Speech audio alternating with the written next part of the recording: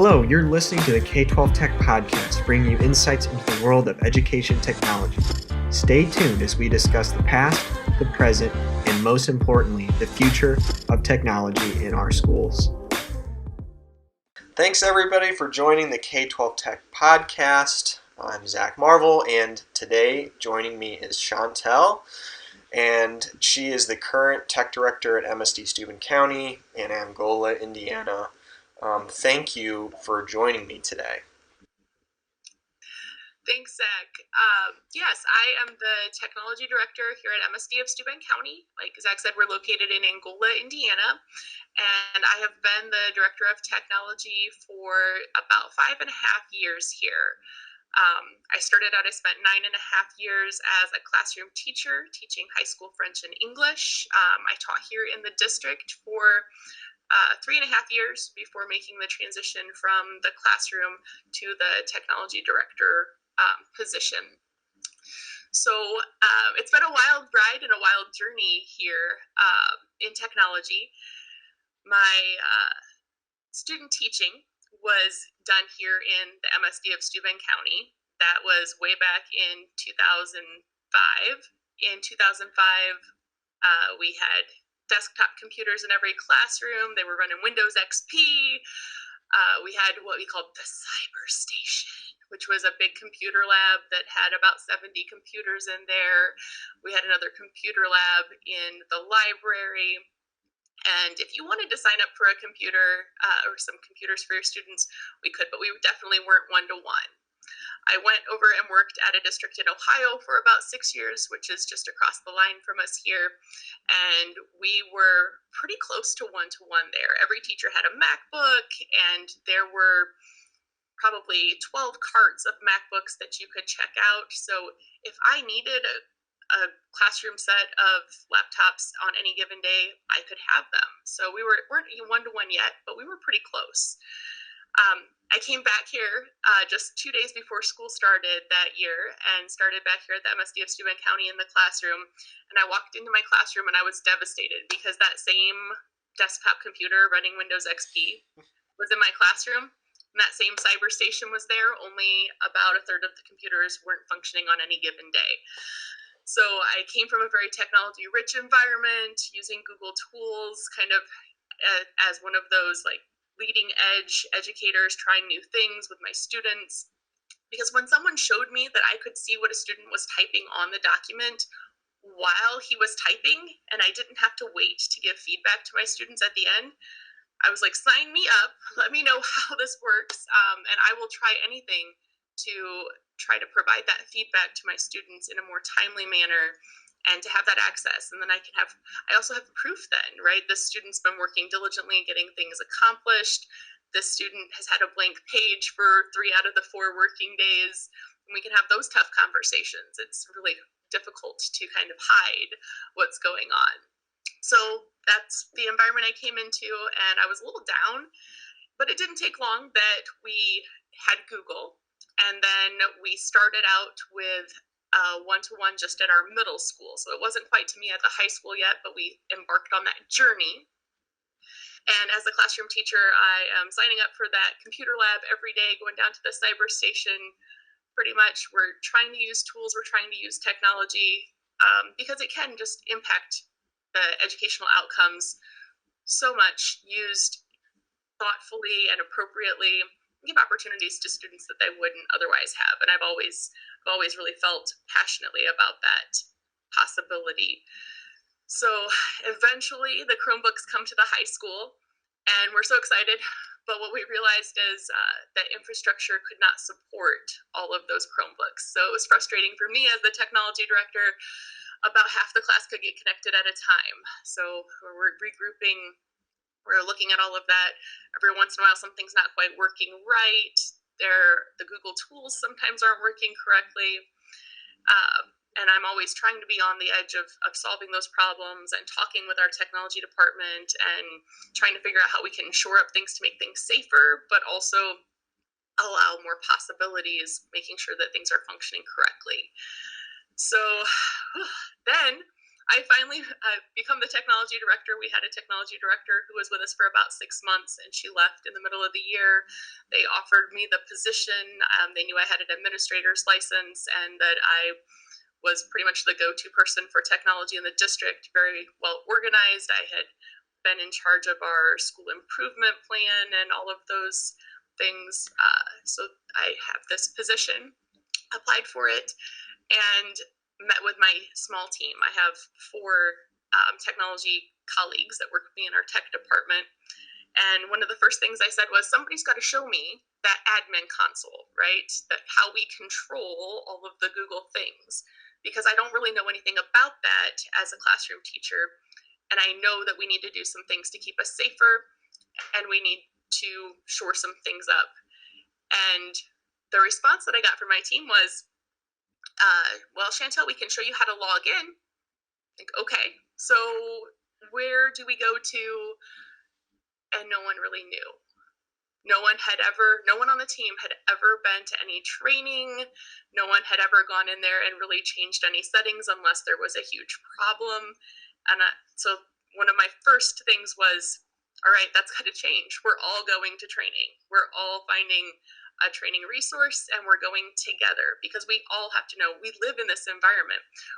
At that point, we were one-to-one grades 3 through 12 with Chromebooks. We still had some iPads at K1 and 2.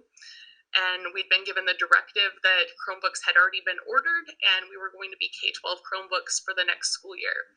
This is where all of our students and teachers live. We have to have training, and we have to have a good handle on this. Yeah.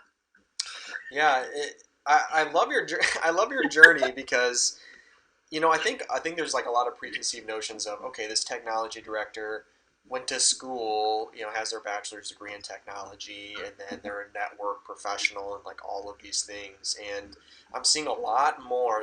Been a really big movement in the last probably 7 years that I've seen that actually schools are saying, hey, let's take a really passionate teacher that is one of those people who are going to research and takes a lot of pride in takes a lot of pride in learning and mastering something and put them in that position. And there is sometimes this disconnect. I know a lot of tech directors that have only been technology and they work their way into and they're great, but I am seeing this movement of it's not really about how much you know right when you start. It's about how much you continue to develop. And that's what I kind of loved about your journey. And you said it right away. You got your staff the training too. I think a lot of I don't know what it is, but there's sometimes where people who are in charge have this sense of I'm going to know more than anybody else. But part of being a good leader is saying, no, I want my people to know as much as I do, if not even can educate me so I can make proper decisions. And that's one of the main reasons why I wanted you on this is because you come from teacher background and you talked about Ohio being very rich in the one-to-one, and that's you're 100% right. This movement to one-to-one, it's kind of a lot. The cart before the horse.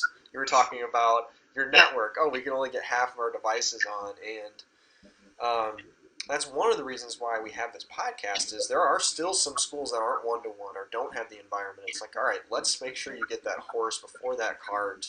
Make sure you get your networking. Make sure you get the training that you need. We've had a couple of schools where they didn't have the permissions set up properly, the security permissions, and then there's some either spam or some not so great content being shared between the students. And that's why we're talking about GAF. We're talking about the admin council today, and then where tech directors number one should be living and breathing, what things that they should make sure they have control over, and then also areas where they can improve. So we were kind of talking earlier before the podcast started just about kind of what were the three areas you felt were the most important. And it was the admin council, the security center, and data loss prevention. Mm-hmm. So let's go ahead and talk first of the admin council. What do you think would be you're a new tech director. What do you think would be the areas where you would spend most of your time making sure they're set up properly? Yes. Well, the important thing to know about the admin console is that it does not come set up ready for an education environment. Google developed this really outside of the education realm, and then education kind of became an outgrowth or an offshoot of this. So the admin console that we get is the same admin console that a business gets, Yeah. and it's really set up business ready. So there are many settings that are not education friendly, things that are turned on that aren't appropriate for our K-12 students. Some things that are turned on that really aren't appropriate in our K-12 environment, even for adults. There's lots of ad sharing and data sharing, those kinds of things.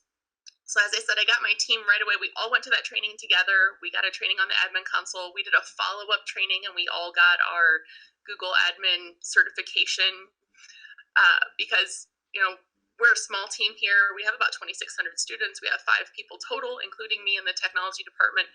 You're so correct, Zach. I can't be the only person who knows how to do things in the admin console because I am allowed to take days off, and heaven forbid if I got sick, somebody else would have to be able to jump in there and handle all of the changes. And that's the other thing that is really important to note about the admin console is that it is constantly changing. Just like everything else in Google, they're always making updates, they're deleting features, they're changing the way it looks. The last year, especially, the admin console has been a place of great change. So um, we in our district, there are 2 of us that have continued to go to that training. We're the ones that handle uh, Google administrative related things on a day-to-day basis. Amplified IT has been a really great partner. They've offered synchronous and asynchronous training. They offer a level 1 certification on the admin console, a level 2 certification on the admin console, which we just got this year. And you have to recertify those every 2 years because things change. And if you want to keep that certification, you need to stay up to date on those changes. They've also just offered a security specialist admin console certification that we plan to pursue here in our district as well, just to keep everybody safe. It changes so rapidly in the last year with all the new features coming out, trying to help schools with remote learning, that actually on a day of a training, we logged in, all of us on the call for the training, and the facilitator of the training was like, okay, click here, go there. She's like, where is it? It was just here. I logged in this morning and something had changed from like 8 a.m. when she had logged in to get things set up and prepared for the training to the 9 o'clock when we're logging in. So the changes are rampant in there. So there are sharing permissions. Like I said, there are access to those non-core Google tools.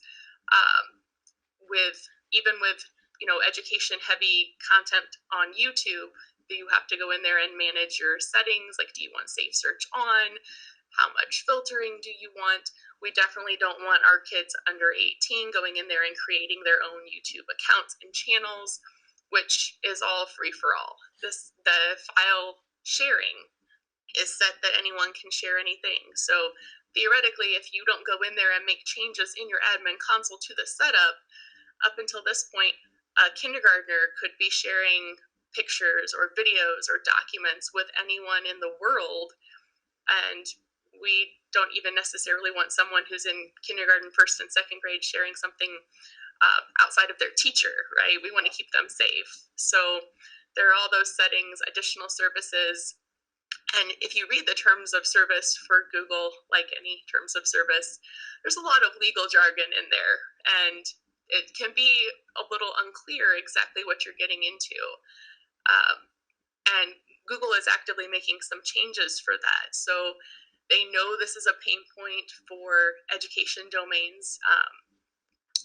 And they have just announced that they're going to have some new age-based restrictions. And those really have come from the feedback that the education customers are providing to them.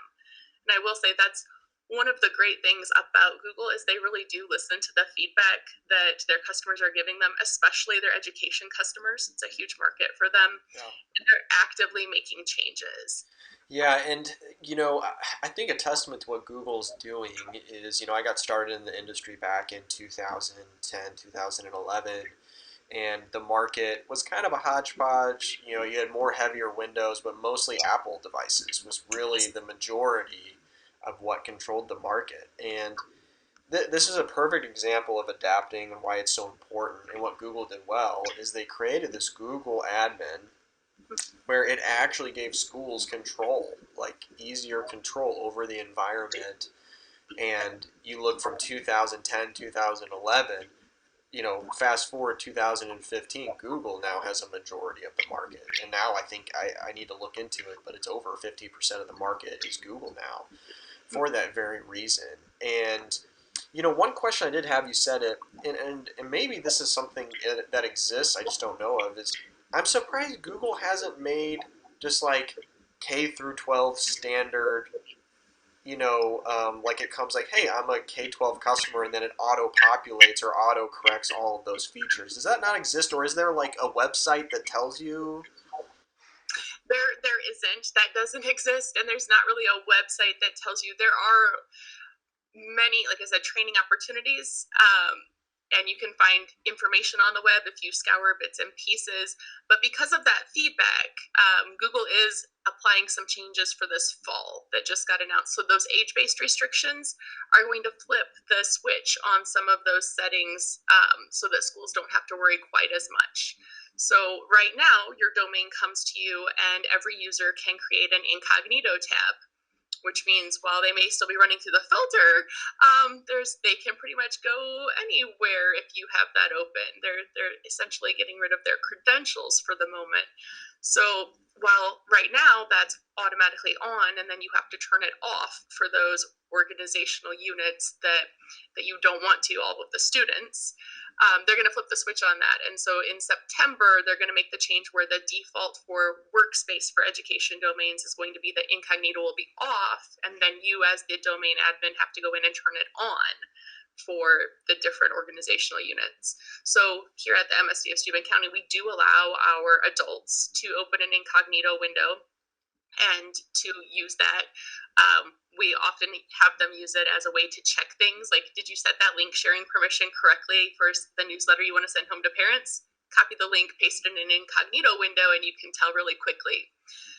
Do you want to log in as one of your students on your own device? Open an incognito window and sign in as one of your students in that incognito window through our SSO identity management, and you can see that student's account. So it's a troubleshooting tool for our teachers. So I got that update from Google. I went in and started changing all those permissions. So they're changing the incognito mode, guest mode, safe search. All of those things come not configured education friendly, but they're making that switch. And that's starting September 1st is the last time that you can take action as the Google admin in your domain to make those changes. So immediately when I got that email, I went in and changed it to that setting at the root of my organization. So I automatically turned those things off and then turned them on for the grown-ups. So that's the reverse of before it came to us. Yeah. On. So those were some changes that had to be made for those specific services. And I believe more of those will be coming. We'll see more of those changes, and that they are making those concessions like, this is an education domain. We're going to change these, but we're not going to change them for business. But that's been, I've been 5.5 years in this role and changing everything to become education friendly. So it's 5.5 years of feedback and schools coming on board that these changes are coming to us. They're also going to change the link sharing security is going to be updated, and that is coming, I think, September. I want to say it's the 18th. It might be the 23rd though, but it's actually going to be 3 phases where when that link or when that update is applied, you can control in your domain, do you want people to be able to share outside of your domain? Do you want to only share with your whitelisted domains? So for example, we have a 4-county vocational that is a whitelisted domain with us, and we share back and forth. We have a university, Trine University here in town, and they're a whitelisted domain, and we can share things back and forth. Or do you want sharing to be off for your users at the root? So that's going to cause some changes as well, because I can control now at the root where that's going to be, whereas before at the root it was just everything's on. And now, as the education customer, I can say, well, I don't want it to be on at the root, and I want to turn it on for my grown-ups or my high school kids, and I don't want it on for my littles.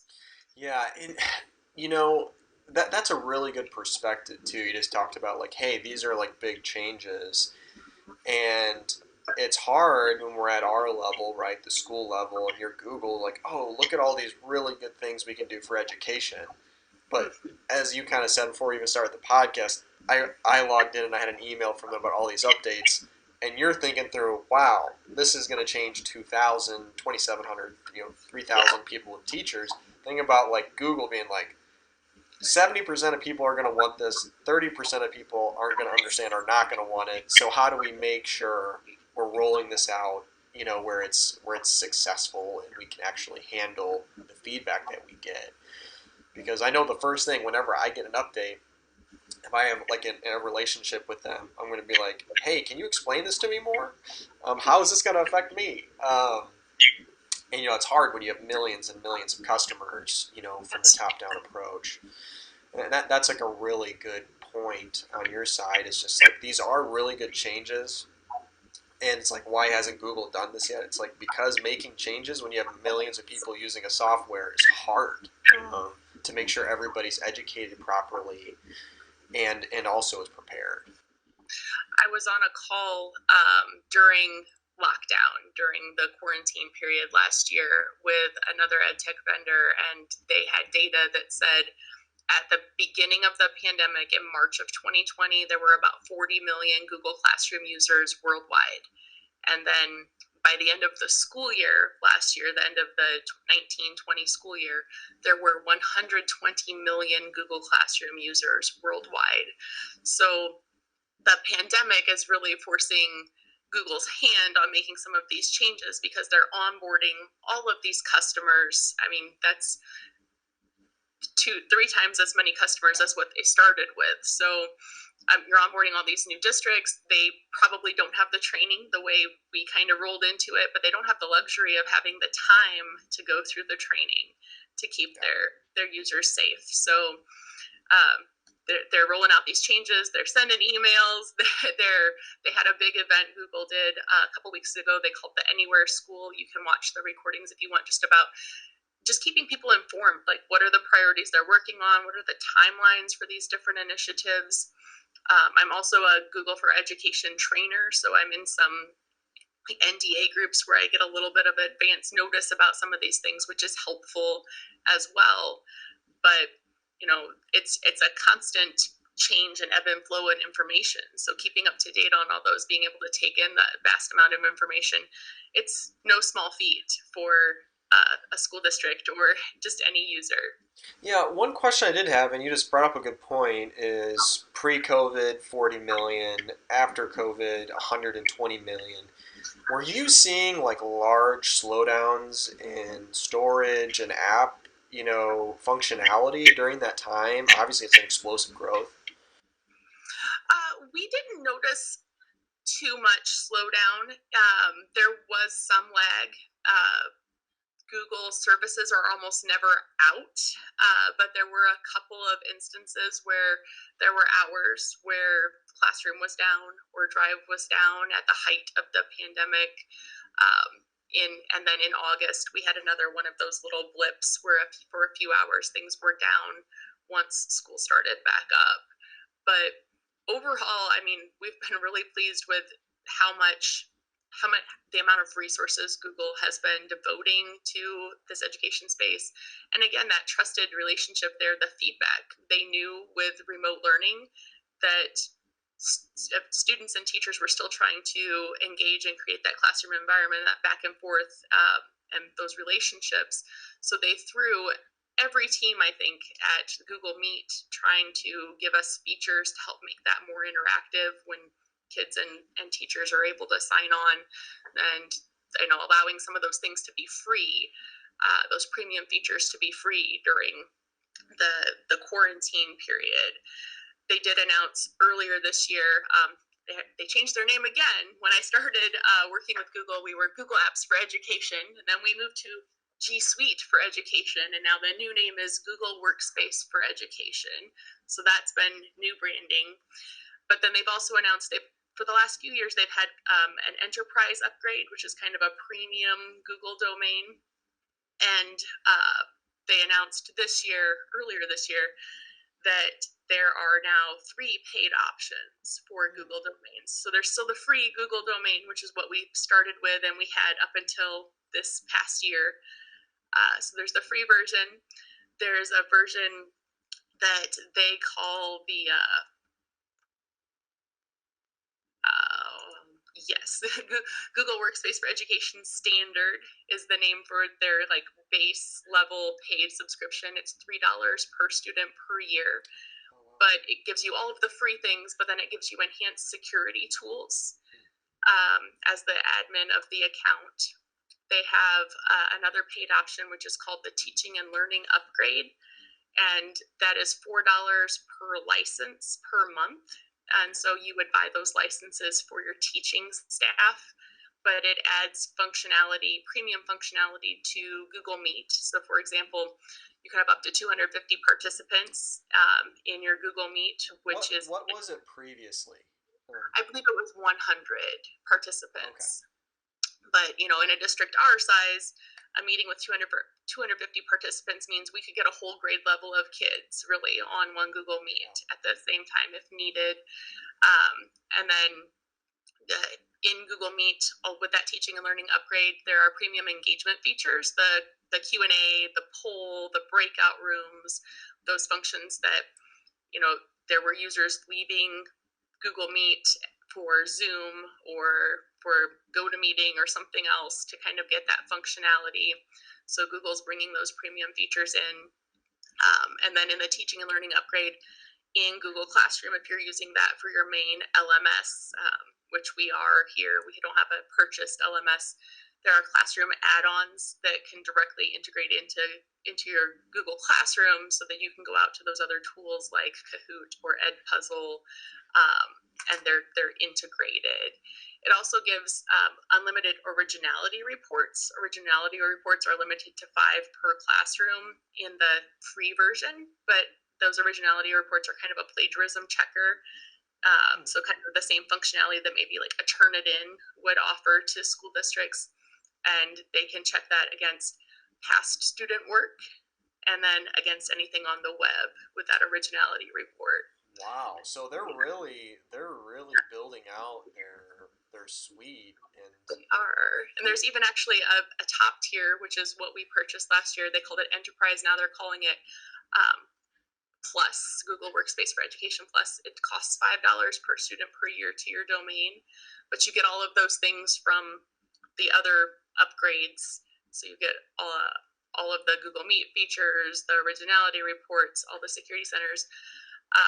But for your live streams via Google Meet, you can have up to 100,000 in-domain viewers. So they can't be actively participating in the Google Meet, but they could be viewing the live stream Google Meet, which could be potentially, in our district, that's definitely all of our students plus parents for all of those students. Yeah. If you want to stream your graduation, for example, that would be a great tool to use.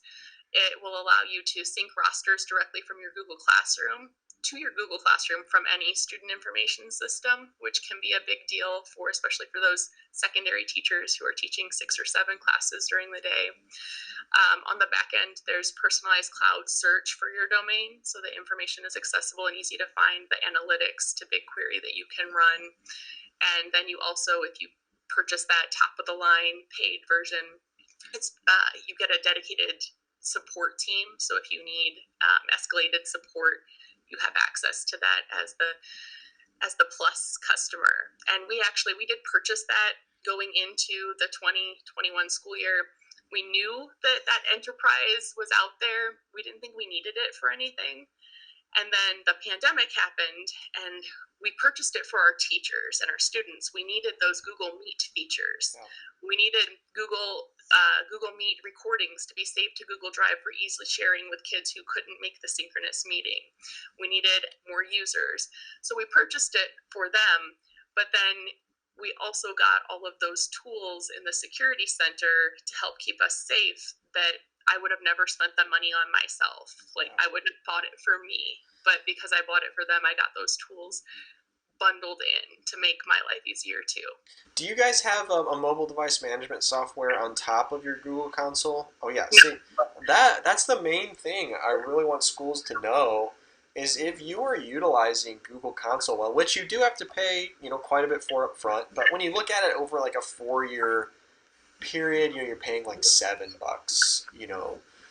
per device per year, and then your five, so like okay, like $11, $12 total. It's like there's so many tools in there, and you know, I think it's kind of like the saying, if you're faithful in little, you'll be faithful in much. I think a lot of people are like, oh, I need all these tools. And then it's so much of a flood that they end up just not really getting into the specifics of what's the most important. And then once, as a school district, you have, a really good handle on what's going on, then you can start adding in all these other tools that are going to help you so much. Because I heard of a lot of schools that um, we're using, Google Meet and then via, or Zoom. And I know Zoom had a lot of crashing issues just because of the network and stuff like that. And it was great because Zoom offered a lot of free stuff for education. I mean, nothing against them at all. But a lot of people don't know is that heavy Zoom users actually had a lot of issues with cable and camera failure on their Chromebooks. And I don't know if it uses more GPU or more RAM or whatever, but for whatever reason, it was burning out cameras more than we saw with Google Meet. So, I mean, I'm not sure. I'm not saying either or. That's more of a theory, that we're looking into. But there was a couple of models of Chromebook where we had to replace almost 70 or 80% of the cameras and camera cables. I mean, it was astronomical. Yeah, we've seen, the pandemic and remote learning has really shown a light on how important choosing the right model of Chromebook really is. And especially if we ask these to be 24/7 devices, they're going home, they're one-to-one. When you're at school, you're with your teacher, and so you're using your device, but it's using it in a different way than what you're using it when your teacher is not there. You may only have 2 or 3 or 4 tabs open, and if you're learning from home with your parent and or by yourself, you might have 12 tabs open. And Google has done some things. They used to have a lot of extensions. Now you can bookmark and group. There are different tab management things that you can do to help cut down on resource usage. There have been some back end changes on the Chrome browser that have helped a little bit with that. But if schools are buying that, especially if you weren't already one-to-one, you're buying that bargain basement $199 Chromebook. We're getting it in. The chip makes a big difference, and the RAM makes a big difference. I mean, we had some, luckily, retired from our fleet the year before the pandemic hit, but we still had some of those 2 gig models that were in rotation that would never have stood up to the remote learning that we saw. No, you're right. I mean, it does make a big difference, from a district, from top down, how those are being managed, how those are being treated. It makes a big difference. It's hard a lot of times when schools are like, this is the budget I have, and these are the decisions I have to make. Like, that's very understandable. But there's a lot of decisions you can make that aren't even like a cost effective, but just really doing your homework. That's going to set you up because you're married to these devices for 4 years, So that's one thing that we like to do. We say we're device agnostic, meaning we don't care what OEM you use. We will try and point you in the right direction. But yeah, the pandemic showed a lot of light on what devices are going to make it really get in hard use. One of the big issues we saw was actually like overheating that we think was from devices being on blankets because people are working on their bed or their couch or whatever, just overheating. Because when you're in the classroom, you're sitting on a wood or a ceramic top that heat's able to get out of there. But blanket, these things are like heating up a lot. So we, needless to say, we learned a lot about the differences in and out. Kind of what device can or what device can't. One of the last subjects I wanted to talk with you on was the data loss prevention tools inside of Google. And like I said, I'm not a crazy expert on this, but I kind of wanted to hear your thoughts. I know there's a lot of schools that are moving to a cloud-based networking, like an AWS to back up on top of instead of like upgrading to a much larger server. I'm wanting to see, a school if they went 100% Google, right? 100% Google Console. Would that eliminate the need for a lot of the storage that schools have? Yes, absolutely. So there are a couple things here. One, before the pandemic, we had been pushing our teaching staff to move away from using their network drives and to use Google Drive file stream. So Google has made some changes. Before, it was a little clunky. If you were trying to use a Word document that you had created or a PowerPoint you had created and you import it to your Google Drive, formatting gets a little iffy on a lot of those files.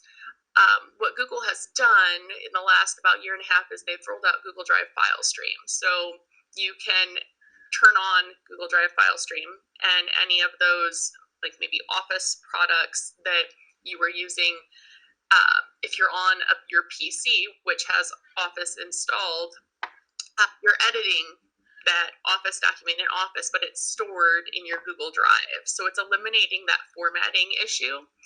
And we had begun transitioning our teaching staff. I don't know that we'll ever get away from it for our office staff, our administrative users. There are just still some things there. But we went pushed towards this because what we noticed in our local storage is that any staff members that we had onboarded after Google had little to nothing stored in their network drive. We had some users who've been here 5 years, but they've always been here in the Google era. They never had a network drive created and they weren't missing it. So then we also saw we had, a music teacher who retired about 3 years ago, and he alone, because he was the music teacher with all of those different audio files and video files that he had stored, he alone was using some, I don't know, like 5 terabytes of storage in the network. So we're just seeing those vast differences, and he'd been with us 33 years before retiring. So he had a long time to be building up those files. But we noticed that, and we started pushing staff to use it. Then the pandemic hit and everyone kind of freaked out. But, there was a time when we weren't supposed to be in the building. We were all supposed to be at home. You weren't supposed to come into the building at all. And we had just a handful of teachers who were really struggling because they relied on those PowerPoints that they made 10 years ago. And now all of a sudden they didn't have access to them unless they had turned on that Google Drive file stream. So we hosted a lot of professional development during the quarantine time as well, on file stream, on Google Meet, on lots of other topics. So we actually had 2 days a week professional development opportunities because we only during quarantine had 3 days a week of virtual learning. So that worked out really well for our staff who maybe hadn't already gotten on board. So we are seeing that. We're even seeing some of our office staff voluntarily using FileStream.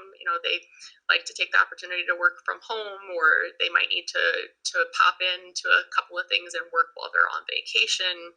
It's sometimes hard to take a vacation in education, and especially hard when you're kind of that administrative role in education in a small district. So we're seeing that. The other thing there that Google offers in the admin console is that you can set up that data loss prevention. You can set up rules to keep sensitive information safe in your district, so it's not being shared outside of your district. And it's a little wonky. There are vendors out there who kind of have a product that works on top of your admin console to have a clearer picture of how to do these things. But if you understand the admin console, you can accomplish the same things with a little bit of your own work up front. I say it's wonky because you have to set up different permissions for email than you do for your Google Drive, and those are in different locations in the admin console.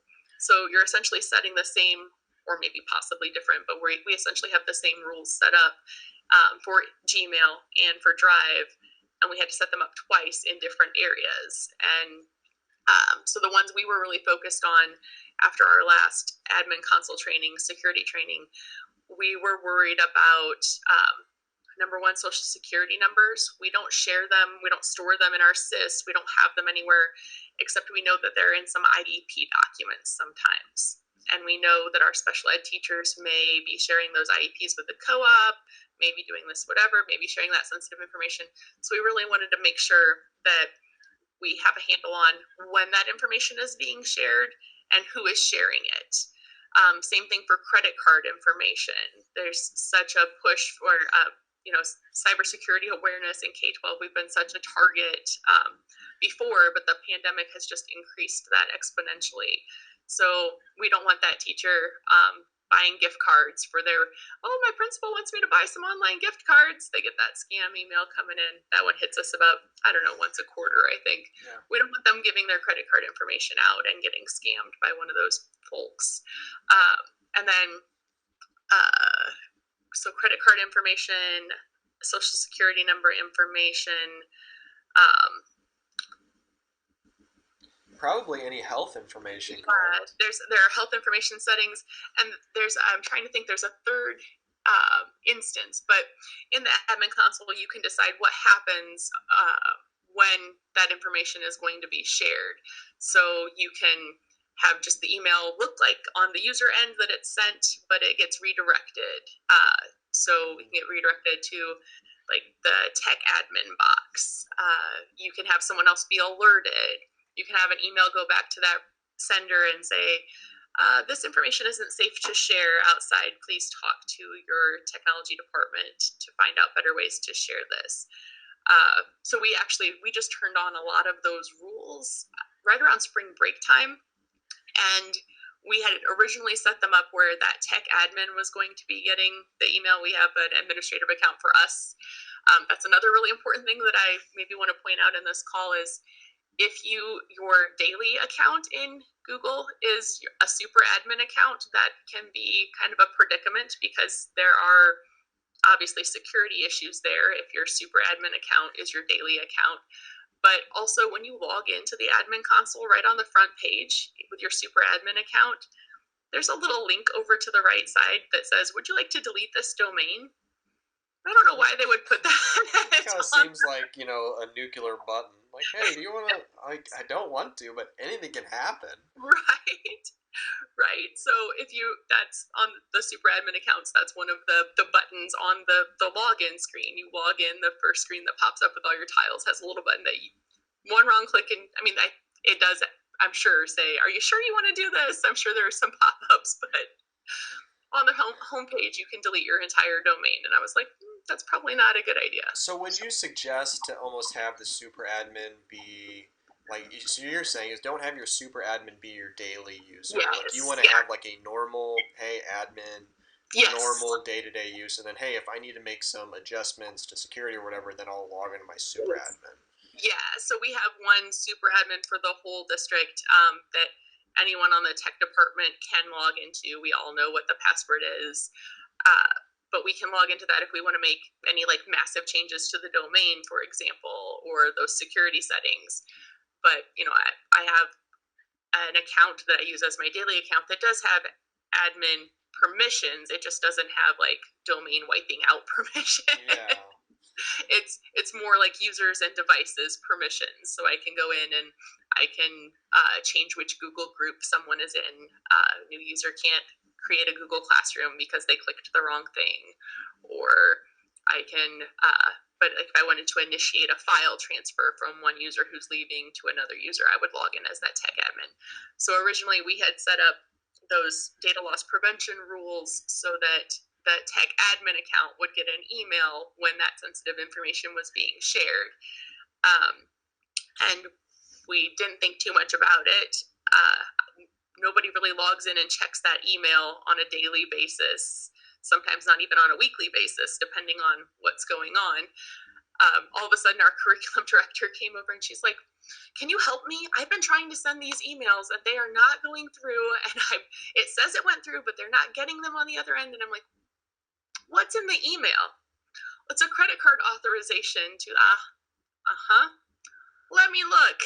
Sure enough, that email, had come in, but we hadn't alerted the user at that point. So we made some changes so that the user would get an alert. But there's proof that it worked. That she Yeah, was and I think that that's a good point. Is that's why those securities are in there. Like, yeah, you're gonna have some times where it's like, oh, what they were sending wasn't actually, or they were sending it right. properly. But a lot of times it's like on accident. Like there's so many times even in business, you're sending an email out and you're like, oh, I didn't realize how much sensitive information Yes. is in there. And that's such a good permission that Google can search through and be like, all right, this kind of has some criteria that's unsafe. Let's just be ultra safe. Because worst case scenario is what just happened. They're like, hey, Right. my emails aren't getting to the right person. What's going on? Oh, here they are. They can authorize it or make sure you get to the person to look it over before it's sent. Yes. That's a very, very good point. Very, very good point with that.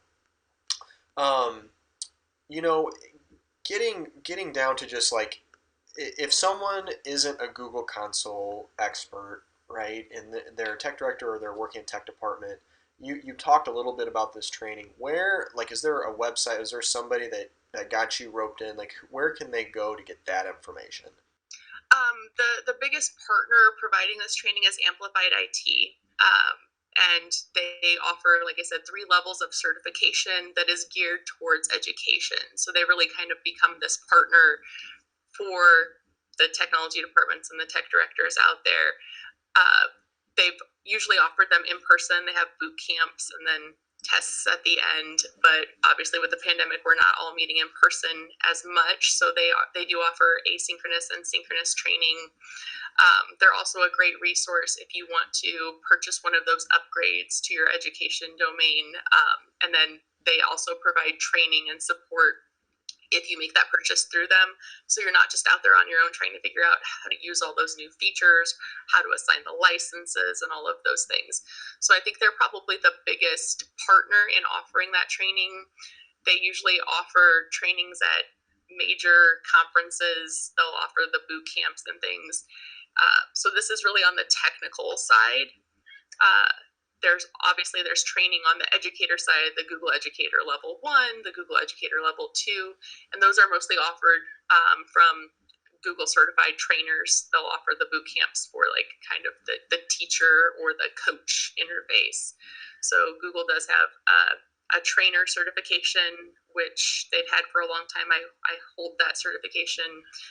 Google sponsors now a newest is a coach certification, and then they have an innovator certification that are more geared towards educators. And then they have partnered kind of with Amplified IT to offer these more technical certifications. Google also offers other technical, not just these are really admin console, like managing your domain specific trainings.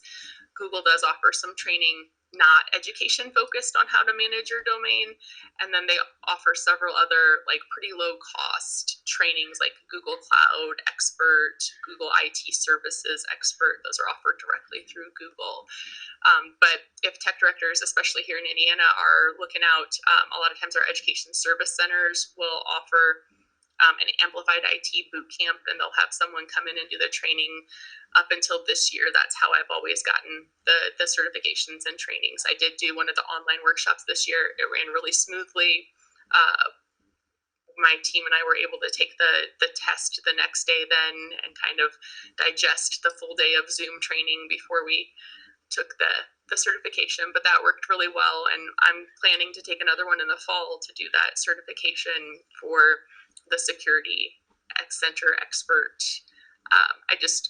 I feel like it's our duty to make sure that we know as much as possible about how we manage all these things, because the beauty of Google and Chromebooks is that with a couple of mouse clicks, I can push changes to every user in our domain or every device in our domain.